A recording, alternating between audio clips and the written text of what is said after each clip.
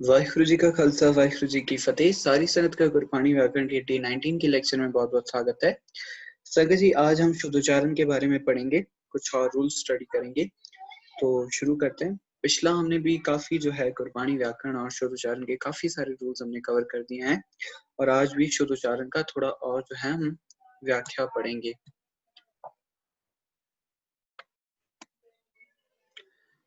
आज शुद्ध उच्चारण में हम सही जगह पर किस किस जगहों पर बिंदी इस्तेमाल करनी चाहिए और कहाँ नहीं करनी चाहिए उनके बारे में पढ़ेंगे, और क्रियावी शब्दों के बारे में, क्रियावाचक शब्दों के बारे में पढ़ेंगे जिनके अंत में या तो ऊड़े अंकुर या फिर हाय अंकुर जब लग जाता है तो वो हमें क्या मीनिंग्स देते हैं। ठीक है,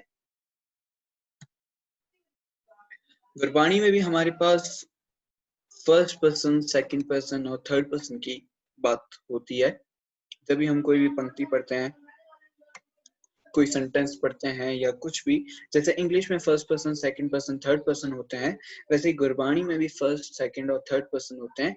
इनको गुरबाणी में कहा जाता है, फर्स्ट पर्सन को उत्तम पुरख, सेकंड पर्सन को मध्यम पुरख और थर्ड पर्सन को अन्य अन्य पुरख कहा जाता है। फर्स्ट पर्सन मतलब जिसमें हमारी बात हो रही हो, जैसे मैं, अस्सी, एक्सेट्रा एक्सेट्रा, ठीक है, जिसमें हमारी बात हो रही हो उसको फर्स्ट पर्सन या फिर उत्तम पुरख कहा जाता है। जिसमें किसी और की सेकंड पर्सन की बात हो रही हो उसको मध्यम पुरख कहा जाता है, जैसे कि तू, तुसी, ठीक है, एक्सेट्रा एक्सेट्रा। बहुत सारे हमारे पास जो है लफ्ज इस्तेमाल हो जाते हैं गुरबाणी में। और थर्ड पर्सन अन्य पुरख कहा जाता है कोई और जब थर्ड पर्सन आ जाए, कोई तीसरा, ठीक है, जैसे कि ओह, ओना। इसके अलावा भी बहुत सारे शब्द जो हैं थर्ड पर्सन के लिए वरते जाते हैं। इन शब्दों को, या फिर जैसे अगर मैं और अस्सी इस्तेमाल हो जाए उसे कहा जाएगा उत्तम पुरख, या फिर जो जहां पर हमारी बात हो रही हो, ठीक है, अपनी बात हो रही हो तो वो उत्तम पुरख के लिए होगा। जहां पर हम किसी और की बात करें, किसी दूसरे की बात करें, वहां पर मध्यम पुरख कहा जाएगा। और जहां पर किसी और की बात हो रही हो, ठीक है, ओहो कहा जाए, ओना किया जाए, या इस प्रकार के लफ्ज उनके लिए वरते जाएं, तो वहां पर अन्य पुरख की बात होगी या अन्य पुरख कहा जाएगा। जब भी हम उत्तम पुरख की बात करते हैं या उत्तम पुरख में हमने कोई भी क्रिया करनी हो ना, तो आमतौर में जब भी आम जिंदगी में जब भी हम ये शब्द इस्तेमाल करते हैं, कहीं आना हो तो हम क्या करते हैं, बिंदी लगा के उच्चारण करते हैं, मैं आऊं, ठीक है। अगर कहीं आना हो, अगर मेरी बात करनी हो, अगर मैंने कहीं आना हो, तो हम बिंदी लगा के आऊं को या फिर क्रिया को उच्चारण करते हैं बिंदी लगा के, मैं आऊं, ठीक है। इसी तरीके से अगर मैंने कहीं जाना हो तो वहां पर भी जो हमारी क्रिया होगी वहां पर हम क्रिया के साथ क्या करेंगे, बिंदी लगा के उच्चारण करेंगे, मैं जाऊं, ठीक है। गुरबाणी में जब भी उत्तम पुरख की बात होगी, ठीक है, फर्स्ट पर्सन की बात होगी, तब वहां पर जो है उड़े अंकुर लगी होगी, ठीक है। जब भी सेकंड पर्सन की बात होगी वहां पर अंत में, ठीक है, आखिरी अक्षर की हम बात करेंगे, आखिरी अक्षर में हाय अंकुर लगी होगी, ठीक है। और थर्ड पर्सन की जहां पर बात होगी, थर्ड पर्सन में भी ऊड़े अंकुर ही लगी होगी, ठीक है। हमें गुरबाणी की पंक्तियां देख के पहचाना पड़ेगा कि यहाँ पर फर्स्ट पर्सन की या फिर थर्ड पर्सन की बात हो रही है। जहां पर भी गुरबाणी में फर्स्ट पर्सन की बात हो रही हो वहां पर हम ऊड़े अंकुर के साथ हल्की सी बिंदी भी उच्चारण करेंगे, ठीक है। ऊ की आवाज हम प्रकट करेंगे, ठीक है, हल्की सी वहां पर बिंदी की भी, जिसे कहा जाता है नास की उच्चारणता, वहां पर बिंदी उच्चारणता होगी, ठीक है। हम आगे गुरबाणी के कुछ शब्द देखेंगे जिसमें हम फर्स्ट पर्सन की बात होती है, उत्तम पुरख की बात होती है, और अगर हम उत्तम पुरख या फिर बिंदी लगा के उच्चारणता नहीं करते तो वो मध्यम पुरख के लिए बन जाता है, या फिर किसी और की वहां पर बात हो जाती है, ठीक है। हम देखेंगे आगे।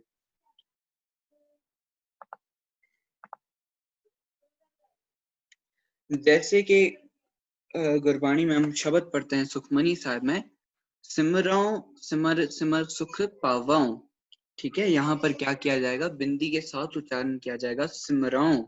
मतलब क्या हो जाएगा, मैं सिमरदा हाँ, ठीक है, और मैं सुख पाऊंदा हाँ, ठीक है। मतलब यहाँ पर हो जाएंगे मैं सिमरदा हाँ या मैं सुख पाऊंदा हाँ। इस वजह से यहाँ पर उच्चारणता क्या की जाएगी, बिंदी के साथ उच्चारणता की जाएगी, सिमराऊं, ठीक है।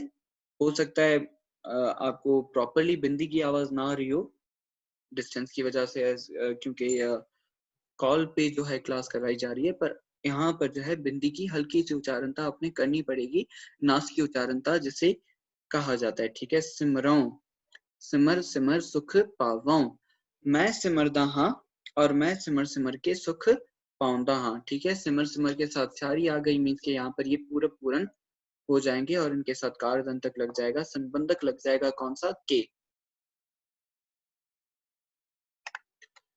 अच्छा, अगर हम यहाँ पर सिमरो उच्चारण करते हैं ना, तो यहाँ पर क्या मतलब हो जाएगा, तुसी सिमरो।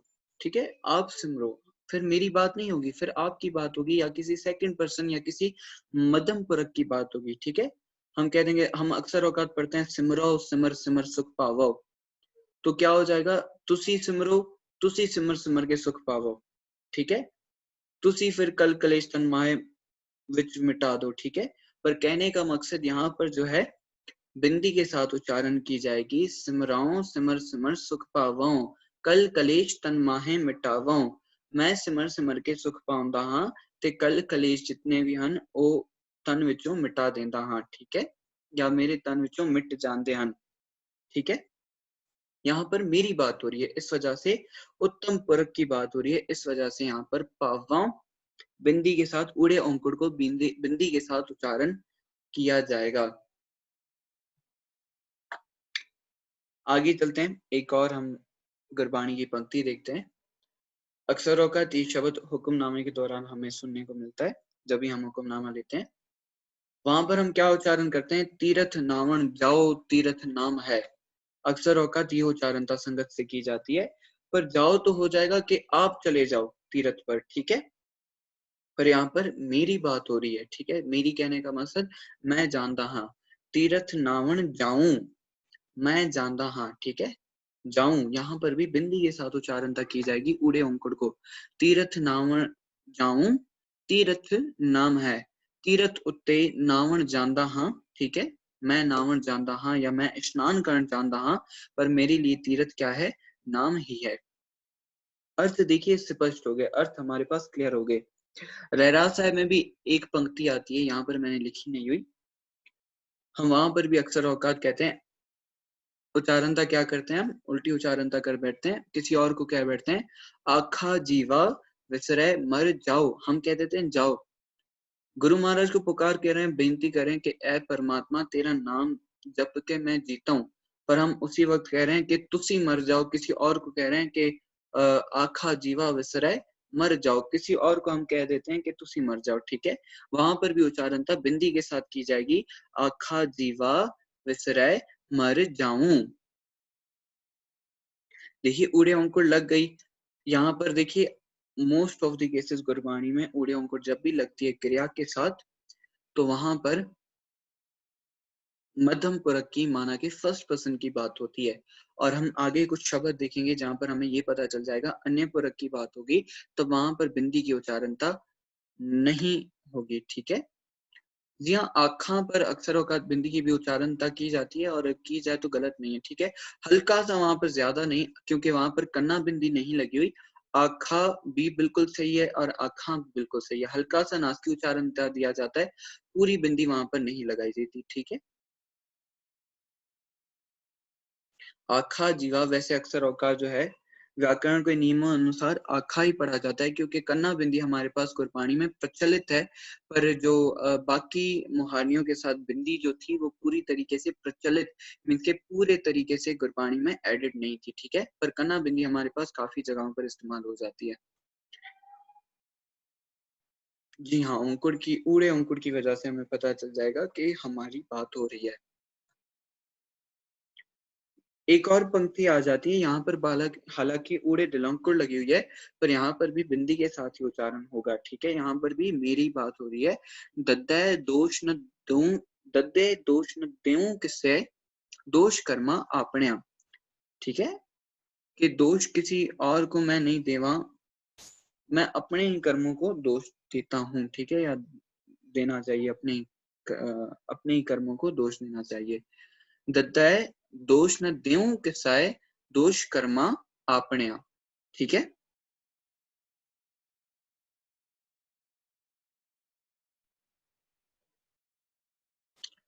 नहीं ज्योति भाई जी, अगर कना बिंदी के साथ, क्योंकि कना बिंदी गुरबाणी में प्रचलित है, ठीक है, तो वहां पर ज्यादातर कना बिंदी ऐसे बिंदी लगाई नहीं जाती, उच्चारी नहीं जाती, क्योंकि गुरु महाराज खुद ही हर जगह पर कन्ना बिंदी की वर्तों कर देते हैं, ठीक है, जहां पर उन्होंने करनी होती है। पर बाकी स्यारी, बाकी मुहावरियां जो हमारे पास आ जाती हैं, स्यारी ब्यारी ओंकुड़ गलोंकुड़, इनके साथ पूरे तरीके से बिंदी जो है गुरबाणी में एडिट नहीं है। कहने का मकसद, किसी किसी जगह पर गुरु महाराज ने बिंदी लगाई हुई है सेध देने के लिए, ठीक है, सेध कहा जाता है कि हमें बताने के लिए कि भाई कुछ कुछ शब्दों के साथ जो है अगर ऊड़े औंकड़ वाले क्रियावाचक शब्द आ जाते हैं, जैसे कि हमारे पास, इनके साथ बिंदी उच्चारना जरूरी हो जाती है, ठीक है। क्यों? अगर हम बिंदी नहीं उच्चारेंगे किसी और की बात हो जाएगी, मध्यम परक की बात हो जाएगी। इस वजह से यहाँ पर बिंदी उच्चारण जरूरी हो जाता है। और जहाँ पर आप कन्ना बिंदी की बात कर रही हैं, कन्ना बिंदी का इस्तेमाल गुरबाणी में काफी जो है वर्तों किया जाता है। वही आपको पहले बताया था, जो हल्की सी अगर हम आखा कहते हैं तो वो भी गलत नहीं होता, ठीक है। हल्का सा अगर नासिक उच्चारण लग भी जाता है तो वो गलत नहीं होता।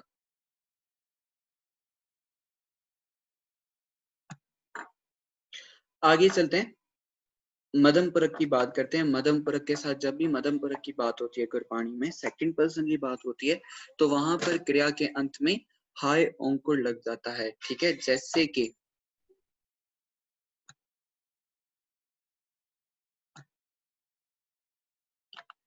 एक मिनट, जैसे कि साजन संत करो अहकाम, ठीक है। यहाँ पर साजन संत, ठीक है, करो क्या आ गया, करो मीन्स के तुसी करो, ठीक है। यहाँ पर करो के साथ समझो, करो हमारे पास क्रिया आ गई, और हाय ओंकुड़ आखिर में लग गया, मीन्स के यहाँ पर सेकंड पर्सन की बात हो रही है, तुसी करो, ठीक है। अगर यहाँ पर उड़े ओंकुड़ लगी होती तब हम यहाँ पर भी करो उच्चारणता करते, ठीक है।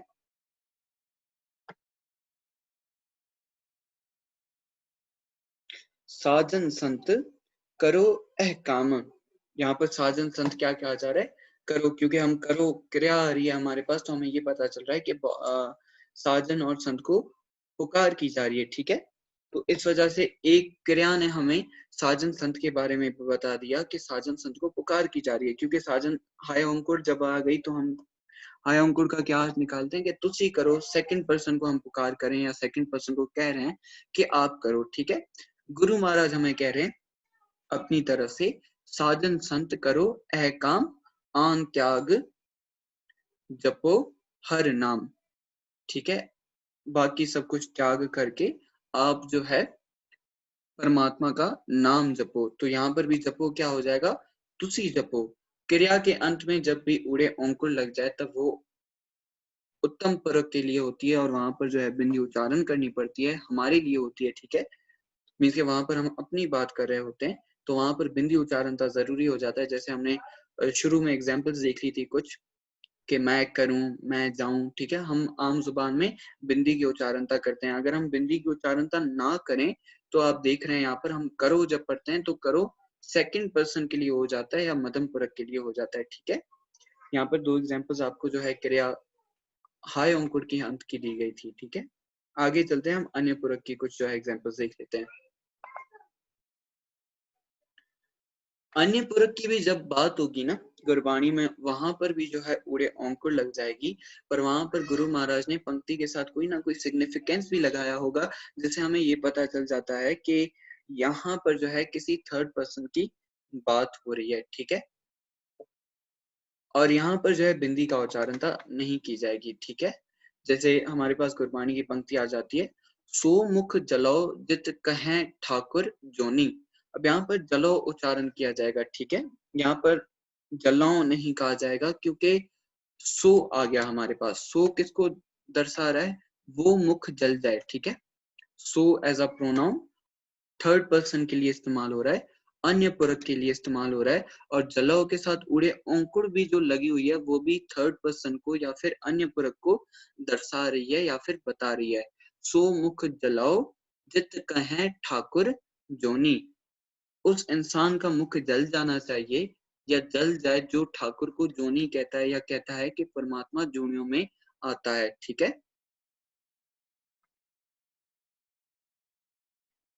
जी हाँ, संध्या राजानी जी, वहाँ पर भी बिल्कुल इसी तरीके से उच्चारणता की जाएगी। करो बिनती सुनो मेरे मीता, ठीक है? एक और यहाँ पर एग्जाम्पल देख लेते हैं, यहाँ पर मैं आपको लिख देता हूँ, जल जावे, ठीक है? एक और एग्जाम्पल आ गई, कोई भला कहो पावै बुरा कहो, हम तन दियो है ढार, ठीक है?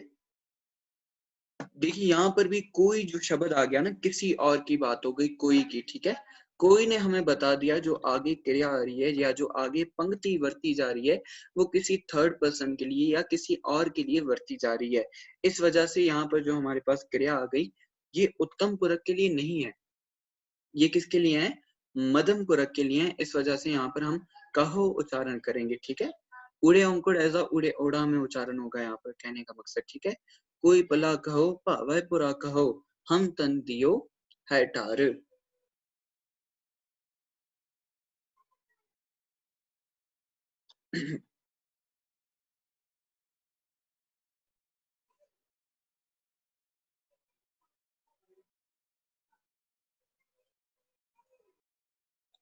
यहाँ पर एक सेकंड दे दें।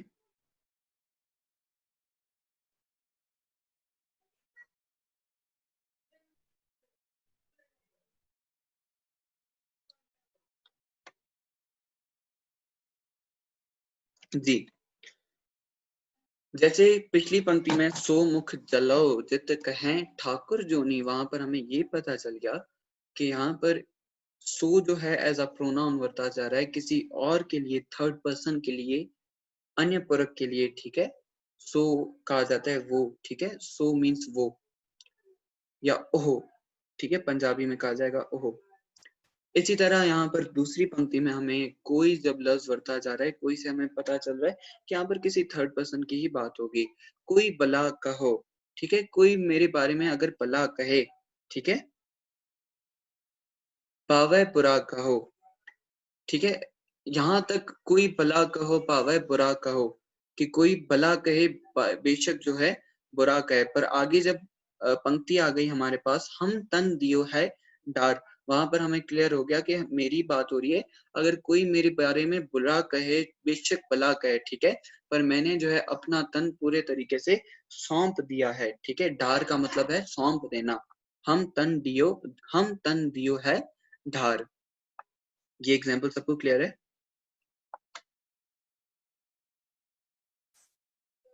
जी ठीक है। अगर आपको कहीं पर भी पता ना चले कि हमने अर्थ कैसे करने हैं, तो एक तुक के सही तरीके से अर्थ कर लिया करिए। जैसे कि कोई भला कहो, कोई भला कहेगा, ठीक है? भाव बुरा कहो, बेशक कोई बुरा कह दे, ठीक है? जब हम का लफ्ज वर्त गया मीन्स के अब यहाँ पर मेरी बात हो रही है। हम तन दियो है डार, मीन्स के कोई भी बेशक मुझे भला कहे या बुरा कहे, पर मैंने अपना तन जो है पूरे तरीके से सौंप दिया है गुरु को या फिर परमात्मा को।